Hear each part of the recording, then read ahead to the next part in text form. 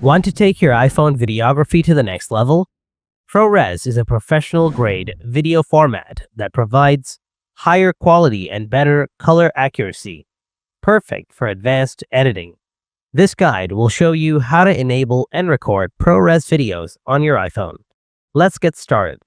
Before anything, check ProRes compatibility.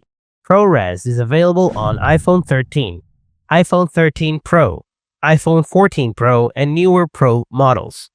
Step 1. Enable ProRes in Settings. Open the Settings app and tap Camera. Tap Formats. At the bottom, you will find Apple ProRes option. Toggle it on. Step 2. Adjust resolution and frame rate. Tap on Record Video. Now choose 4K at 60 FPS from here. Record ProRes video. Open the camera app. Switch to video mode. Tap the ProRes button. It will light up when enabled. But remember, 4K ProRes requires at least 256 gigabytes of storage.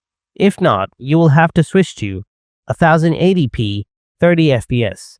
Start recording your high-quality video. By following these steps, you can record stunning ProRes videos on your iPhone for professional-grade projects. Let me know in the comments if you need more tips.